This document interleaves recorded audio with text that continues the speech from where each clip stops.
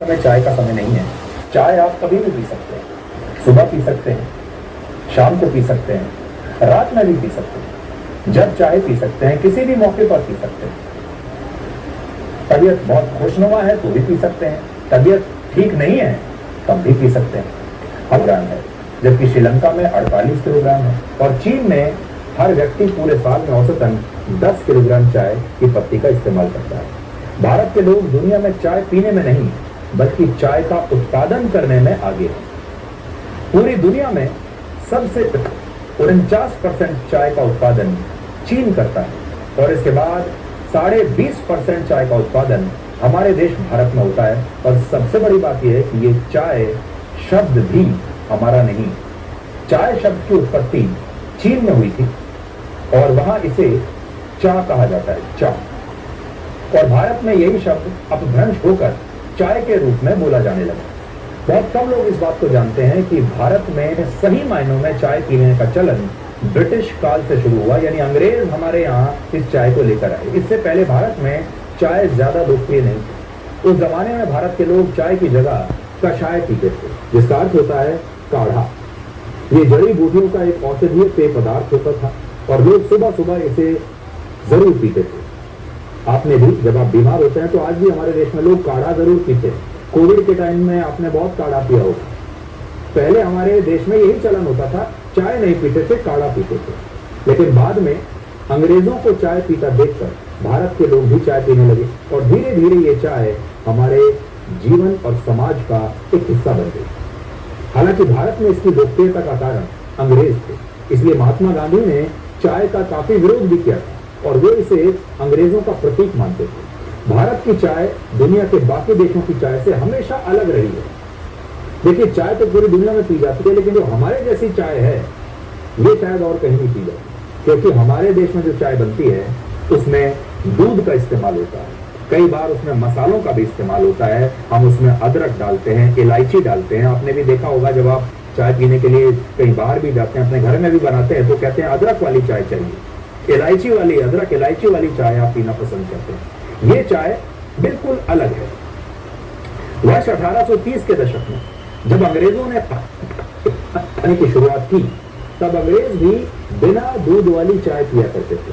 लेकिन भारत में दूध की खपत इतनी ज्यादा थी, उत्पादन भी ज्यादा था, कि लोगों ने दूध से चाय बनाना शुरू कर दिया और दूध वाली चाय हमारे देश में सबसे ज्यादा लोकप्रिय होती चली गई। और आज इस दूध वाली चाय को कई डॉक्टर्स और एक्सपर्ट्स बीमारियों की जड़ भी मानते हैं।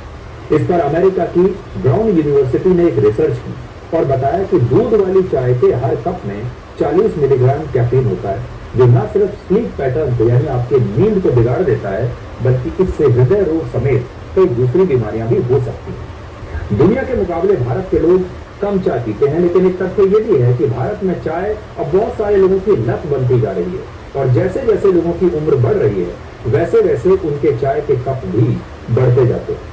इस पर भी वर्ष 2019 में एक सर्वे हुआ जिसमें पता चला कि 41 से 50 साल की उम्र के लोग औसतन 20% ज्यादा चाय पीने लगते हैं, जबकि 50 साल से ज्यादा उम्र के लोग 45% ज्यादा चाय पीते हैं। जो लोग ये सोचते हैं कि महिलाएं पुरुषों से ज्यादा चाय पीती हैं, तो ये जानकारी भी सही नहीं है। ब्रिटेन की एक एजेंसी ने इस पर भी सर्वे किया जिसमें पता चला कि भारत में 2 कप या उससे ज्यादा चाय पीने वाले पुरुषों की संख्या 39% है, जबकि महिलाओं की संख्या 26% है। भारत में चाय की एक और कहानी भी है जिसमें आपको हमारा समाज दिखाई देता है, हमारी कल्चर, हमारी संस्कृति दिखाई देती है। हमारे समाज का एक आईना आपको चाय में दिखाई देगा। हमारे देश में परिवार, रिश्ते, नौकरी, लालच, यहाँ तक कि भ्रष्टाचार में भी चाय की महक छिपी होती है। सुबह की शुरुआत, दोपहर की सुस्ती, शाम की राहत और रिश्तों की मिठास सब चाय से जुड़ा है। जब किसी के घर पर कोई मेहमान आता है तो सबसे पहले उससे जाता है कि आप चाय लेंगे, और ये सवाल नहीं, एक स्वागत का भाव होता है। पूछी जाती है तो मेहमान अपमानित महसूस करता है। लोग कहते हैं कि हम घर गए किसी के, उसने हमसे चाय भी नहीं पूछी। इसलिए अगर आप किसी के घर जाते हैं तो लोग सबसे पहले यही कहते हैं कि चाय लेंगे, और आपको चाय ना भी पीनी तो भी आपको लगता है कि शिष्टाचार के नाते आपका सम्मान हुआ है। चाय के बहाने लोग एक दूसरे से बातें करते हैं, अपने अनुभव बांटते हैं और समाज के छोटे बड़े मुद्दों पर चाय पर चर्चा भी करते हैं। और ये चाय की चर्चा भारत के लोगों को आपस में हमेशा जोड़ कर रखती है।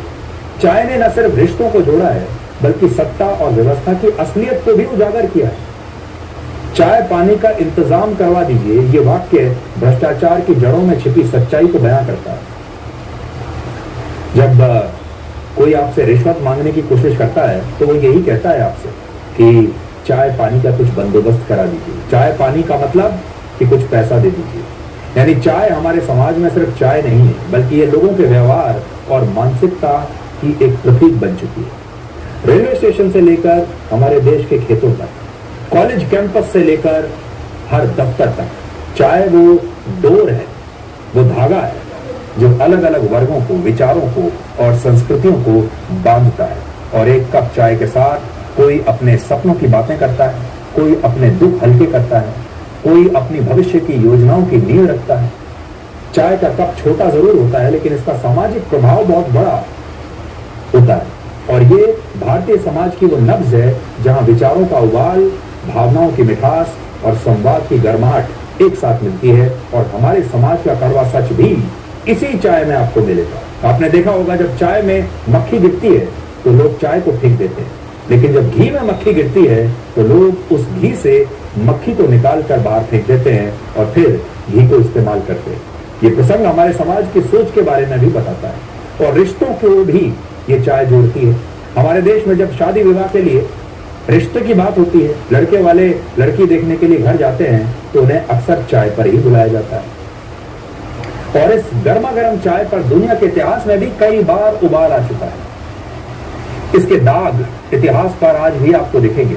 वर्ष 1773 में जब अमेरिका ब्रिटेन से आजादी की कगार पर खड़ा था, तब वहां एक ऐतिहासिक घटना हुई थी जिसे बॉस्टन टी पार्टी कहते हैं। और उस समय बॉस्टन शहर के लोगों ने ब्रिटिश ईस्ट इंडिया कंपनी के जहाज से समुद्र में चाय की पेटियां फेंक दी थी और ब्रिटिश साम्राज्यवाद का तब ऐसा करके विरोध किया। 19वीं शताब्दी में जब ब्रिटेन चीन से चाय के बदले में वहां अवैध रूप से अफीम बेचता था, तब भी एक युद्ध हुआ था जिसे ओपियम युद्ध कहा गया। और 16वीं शताब्दी में रशिया ने चीन से चाय मंगवाने के लिए एक लंबा चाय मार्ग यानी टी रोड या टी रूट बनाया था, जिसने रशिया को साइबेरिया तक फैलने में मदद की और चीन और रशिया के संबंध मजबूत हुए। और ऐसी घटनाओं की लिस्ट भी बहुत लंबी है।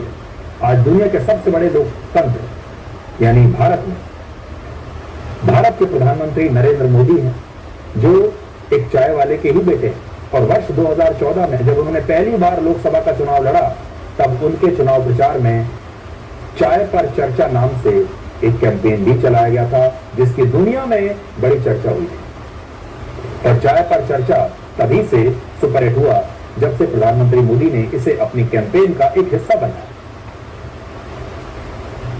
दुनिया में अक्सर ये बात कही जाती है कि अगला युद्ध पानी के लिए होगा, लेकिन आज आप ये भी कह सकते हैं कि अगर चीन और भारत जैसे देशों ने चाय का निर्यात करना बंद कर दिया तो इस चाय के लिए भी कई देश युद्ध लड़ सकते हैं और ये चाय भी संघर्ष का एक कारण बन सकती है। इसीलिए आज अंतर्राष्ट्रीय चाय दिवस मनाया जाता है और इस दिन को मनाने का मकसद है चाय श्रमिकों और चाय के किसानों का, इस उद्योग से जुड़े हुए श्रमिकों का सम्मान करना और उनके लिए उचित वेतन, उनकी स्वास्थ्य सुविधाएं और सामाजिक सुरक्षा को सुनिश्चित करना। तो आज जब आप चाय की चुस्की लेते हैं तो एक बार के लिए उन लोगों के बारे में भी सोचिए जिनकी वजह से आप ये चाय पी रहे हैं, जो इस चाय को उगाते हैं, जो इस चाय के उद्योग में कहीं ना कहीं कोई ना कोई रोल निभा रहे हैं।